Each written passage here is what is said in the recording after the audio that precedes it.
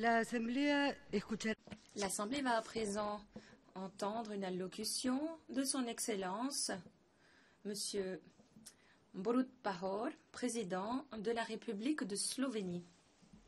Je demande au protocole de bien vouloir escorter Son Excellence.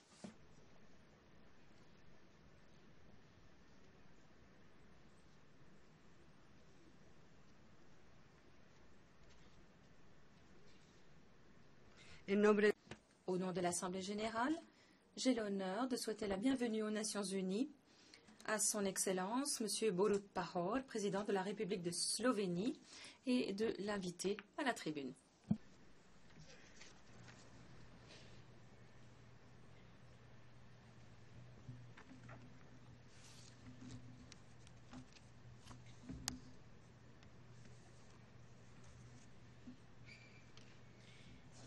Madam President, Madame la Présidente,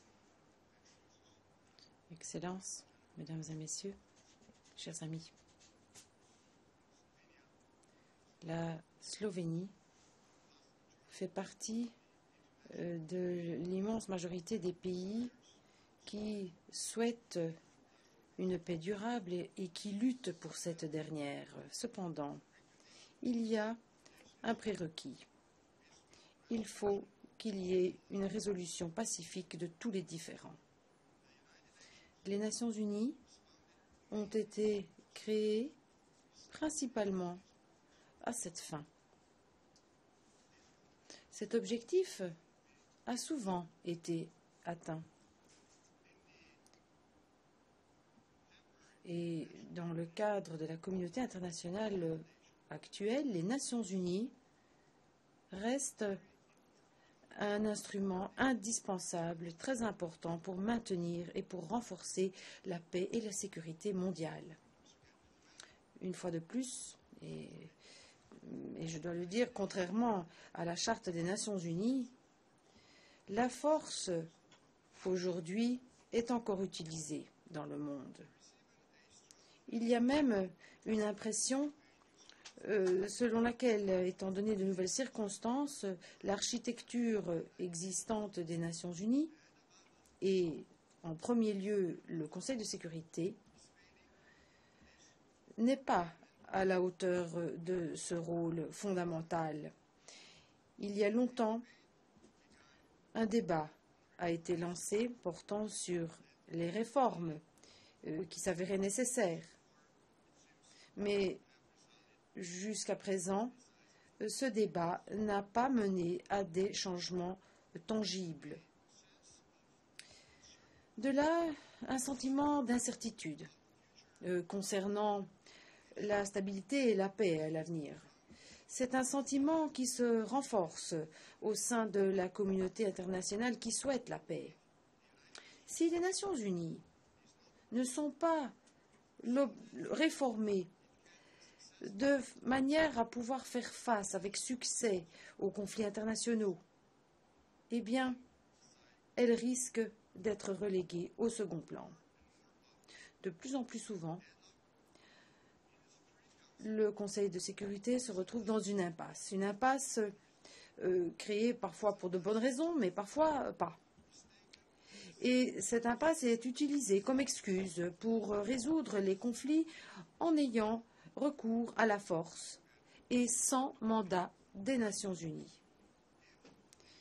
Si cette tendance persiste, cela pourrait mener à l'effondrement de l'architecture sécuritaire et politique d'aujourd'hui. Il nous incombe ensemble à combler ces lacunes rapidement, avec toute l'attention nécessaire et par consensus, surtout pour ce qui est du fonctionnement des Nations unies et du Conseil de sécurité. Dans le cas contraire, il sera peut-être trop tard. Madame la Présidente,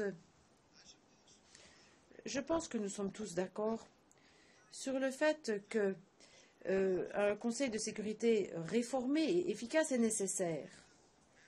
avec des membres permanents qui font usage de leur pouvoir de manière responsable et en respectant le droit international et la Charte des Nations unies.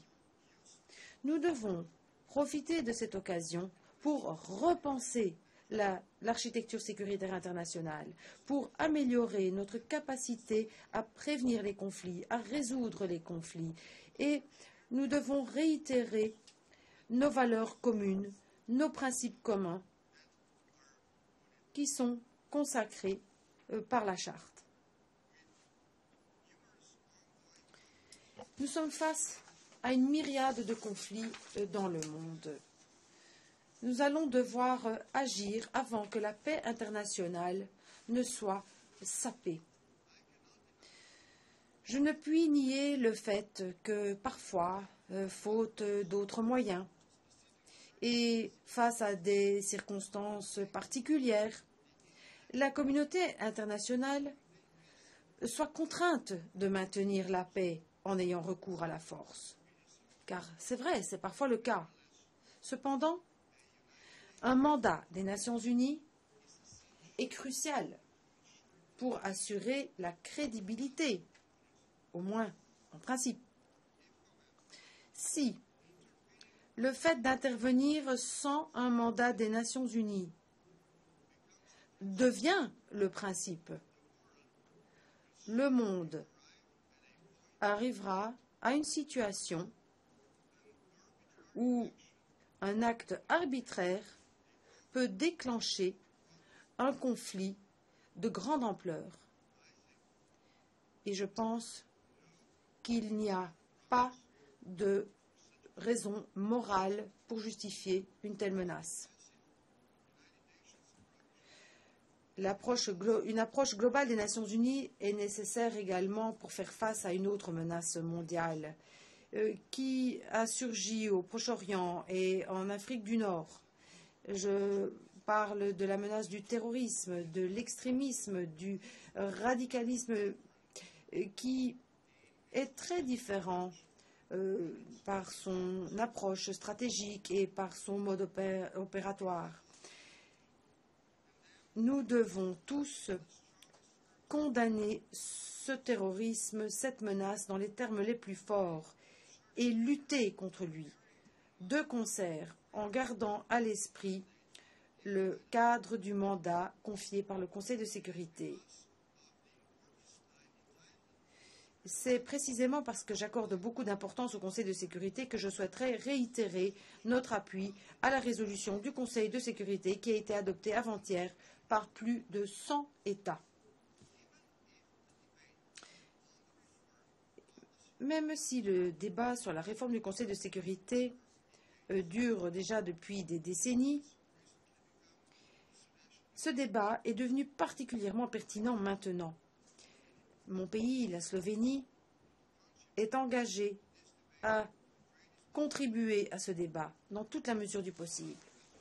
Madame la Présidente, j'aimerais conclure en disant que le rêve d'un monde de paix, certes, n'est peut-être pas réalisé, mais les idéaux qui ont mené à la création des Nations unies il y a pratiquement 70 ans de cela, et la nécessité de préserver l'humanité, voilà des éléments qui existent toujours.